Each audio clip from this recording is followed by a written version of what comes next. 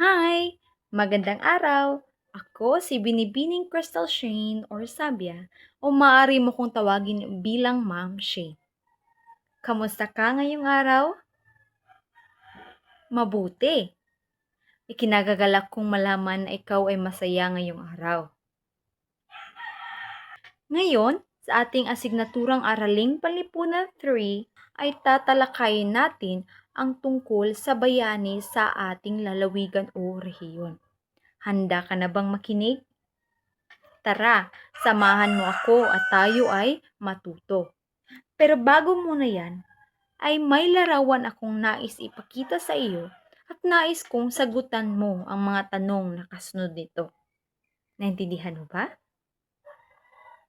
Aking uulitin, may larawan akong ipapakita sa iyo at nais kong sagutin mo ang mga tanong na kasunod nito. Naintindihan? Okay. Narito ang larawan. Kilala mo ba ang taong nasa larawan? Tama, mabuti at kilala mo kung sino ang taong nasa larawan. Ano ang pangalan niya? Magaling, siya si Lapu-Lapu. Ngunit, kilala mo ba talaga kung sino si Lapu-Lapu? Tara, at ating kilalanin kung sino nga ba si Lapu-Lapu. So si Lapu-Lapu ay ipinanganak sa taong 1491 or 1491. Siya ay isang dato sa pulo ng Mactan sa Cebu, Pilipinas o siya ay isang leader sa Mactan. Siya ay nakilala bilang pinakaunang katutubo ng kapuluan na nakipagtagisan sa mga Europeo. Siya ang unang katutubo na nakilala bilang unang lumaban sa mga nakipaglaban sa mga Europeo. Siya rin ang pumatay sa manlalakbay na si Ferdinand Magellan. Mamaya ay kilalanin natin kung sino ba si Ferdinand Magellan at ano ba ang nangyari sa labanan nila ni Lapu-Lapu at Ferdinand Magellan at bakit ba naging bayani si Lapu-Lapu. Itinuring din si Lapu-Lapu na pinakaunang bayani Pilipino. Siya ay naging unang bayani sa ating bansa dahil siya ay nakipagtagisan sa mga Europeo na nais sumakop sa kaniyang bayan o sa ating bayan dito sa Cebu. Sino ba si Ferdinand Magellan? So si Ferdinand Magellan, siya yung kalaban ni Lapu-Lapu sa labanan sa Mactan. Siya isang Portuguese na explorer na nagtratrabaho sa ilong ng mga Espanyol. Siya ay nagtratrabaho under sa mga Espanyol. At siya ang nag-lead sa unang ekspedisyon at nag-navigate sa buong mundo noong 1519 patungong 1522 o 1519 to 1522. So si Ferdinand Magellan, siya ang leader sa pag-navigate o pag-travel nila sa buong mundo. So bakit ba? Ano ba ang dahilan kung bakit naglaban si Ferdinand Magellan at si Lapu-Lapu? Bilang isang pinuno ng Mactan, si Lapu-Lapu ay sadyang may matibay na paninindigan. Grabe siya maninindigan sa kanyang bayan o sa kanyang prinsipyo. Bilang patunay dito ay madiin ang kanyang pagtanggi. Tinanggihan niya ang mapanlinlang na alok ni Magellan. So wala siya ni dawat sa offer ni Magellan. Unsa man di ay offer ni Magellan. So sinabi rito na bibigyan niya raw ng magandang katayuan at natatanging pagkilala si Lapu-Lapu. Ngunit kapalit daw nito ang pagkilala at pagtatag ng pamahalaang Kastila sa kanyang nasasakupan at sa ilalim pa nito ay ang sakupin ang buong Pilipinas at angkinin ang mga lupang tunay na pag-aari ng mga lumad. So, ang alok pala ni Magellan ay nais niyang sakupin niya ang bayan ni Lapu-Lapu. Hindi lang ang bayan, pati na rin ang buong Pilipinas. At labis na ikinagalit ni Magellan ang pagtanggi ni Lapu-Lapu kasi hindi pumayag si Lapu-Lapu na sakupin ang kanyang bayan. Yan naninindigan siya. At dahil labis na ikinagalit ni Magellan at dahil doon, isa na din yon ang rason kung bakit nag-away si Lapu-Lapu at Magellan. Samantala, isang anak na lalaki ni Dato Zola, nakaaway ni Lapu-Lapu ang pumanig kay Magellan. Nagsanib puwersa ang anak na lalaki ni Dato Zola. Nakaaway ni Lapu-Lapu kay Magellan, sila ay nagsanib puwersa lusubin ang bayan ng Mactan. At dahil doon ay sa hating gabi ng ika-26 ng Abril taong 1521 nang si Magellan kasama ang kanyang mga kapanig na mahigit sa 1,000 ay naglayag upang lusubin ang Mactan. Kabila ng dami ng mga tauhan ni Magellan at kasamahan ni Magellan ay handang-handa rin si Lapu-Lapu. Si Lapu-Lapu ay nakapwesto na sa may baybaying dagat at nang magsalubong ang dalawang hukbo ay nagsimula ng isang umaaktibong labanan sa Mactan. Doon at nagsimula na ang labanan. Sa bandang huli, nagapi ni Lapu-Lapu si Magellan nang tamaan niya ito sa kaliwang binti. At dahil doon ay natalo si Magellan ni Lapu-Lapu.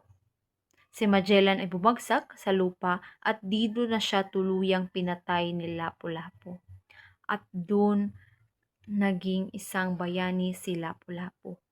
Nanindigan siya sa bayan para ipaglaban ang kanyang mga bayan at ang nasasakupan niya. Naintindihan mo ba kung sino si Lapu-Lapu at ano ang nagawa ni Lapu-Lapu sa ating bayan? Tara at ating i-check kung naintindihan mo ba. Meron akong inihandang aktibidad at nais kong sagutin mo ito. May mga katanungan ako rito at nais kong piliin mo ang tamang sagot at sabihin mo sa akin kung ano ang tamang sagot. Aking uulitin, may mga katanungan akong inihanda at nais kong sagutin mo ang mga tanong at piliin ang tamang sagot. Naintindihan? Okay. Number 1. Sino ang bayani ng Mactan? Sino ang bayani ng Mactan? A. Lapu-Lapu, B. Jose Rizal, C. Andres Bonifacio, D. Emilio Aguinaldo.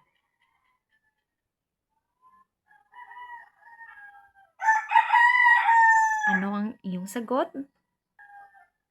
Tama, letter A. Si Lapu-Lapu. Si Lapu-Lapu ang bayani ng Mactan. Pangalawa, ano ang dahilan kung bakit nakipaglaban si Lapu-Lapu sa mga Espanyol? Ano ang dahilan kung bakit nakipaglaban si Lapu-Lapu sa mga Espanyol?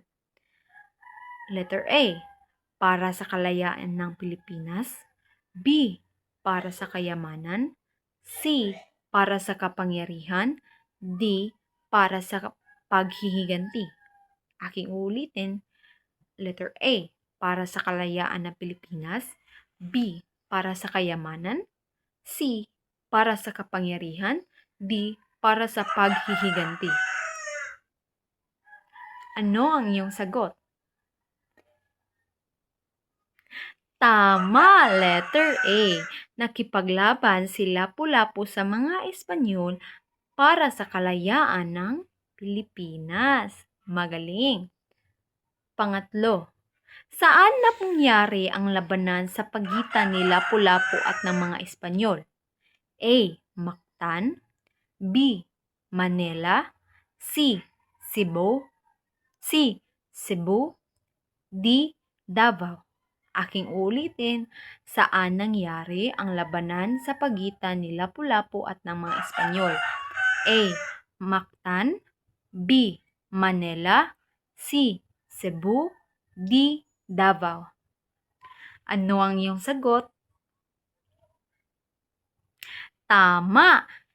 A. Mactan. Sa Mactan nangyari ang labanan ni Lapu-Lapu at Magellan at ng mga Espanyol. Kailan ipinanganak si Lapu-Lapu? A. 1562, B. 1491, C. 1914, D. 1541. Aking uulitin, kailan ipinanganak si Lapu-Lapu? A. 1562, B. 1491, C. 1914, D. 1541. Ano ang iyong sagot? Tama, mahusay. Ipinanganak si Lapu-Lapu noong 1491. Magaling. Panghuli. Anong taon nangyari ang labanan sa Mactan? A. 1520, B. 1521, C. 1522, D. 1523. Aking ulitin, anong taon nangyari ang labanan sa Mactan? Ano ang iyong sagot? Magaling! Nangyari ang labanan sa Mactan noong taong 1521. Magaling! Mahusay! Ikinagagalak kong malaman na ikaw ay nakinig sa ating klase. Ngayon, gusto mo pa ba ng iba pang aktibidad? Mabuti! Meron pa akong aktibidad na inihanda rito. Nais kong sagutin mo ang mga kasunod na tanong. Number 1. Ano ang katangian ni Lapu-Lapu na dapat natin tularan? Ano ang katangian ni Lapu-Lapu na dapat natin tularan?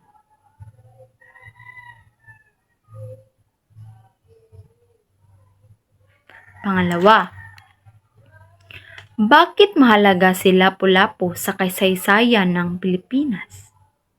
Bakit mahalaga si Lapu-Lapu sa kasaysayan ng Pilipinas?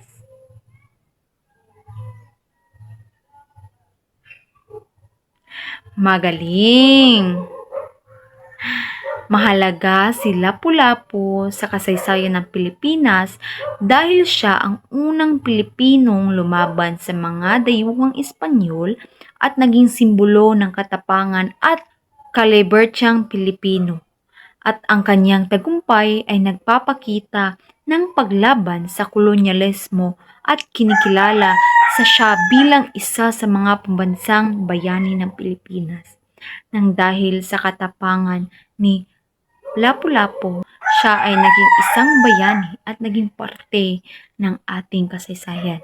So sa pagtatapos, si Lapu-Lapu ay isang dakilang bayani ng Pilipinas na nagpapakita ng katapangan at liderato sa labanan sa Mactan noong taong 1521, kung saan niya pinatay si Ferdinand Magellan, leader ng mga Espanyol. Ang kanyang tagumpay ay hindi lamang nagbigay ng pag-asa sa Pilipino, kundi nagmarka rin ito ng simula sa paglaban sa mga kolonyalismo sa bansa. Ating tandaan na mahalaga na ating mahalin at bigyan ng halaga ang ating bayani. Dahil dito naging kilala ang Cebu sa buong mundo o sa buong bansa, at ang Mactan Shrine na kung saan nangyari ang labanan ay isa ng popular na tourist destination. Ang kwento ni Lapu-Lapu ay nagbigay ng pride sa mga Cebuano at nagpatibay sa atin sa cultural identity ng ating rehiyon. Malaki ang ating pasasalamat kay Lapu-Lapu. Naway naintindihan niyo at may napulot kayong aral sa ating klase ngayong araw. Maraming salamat sa iyong pakikinig. Paalam!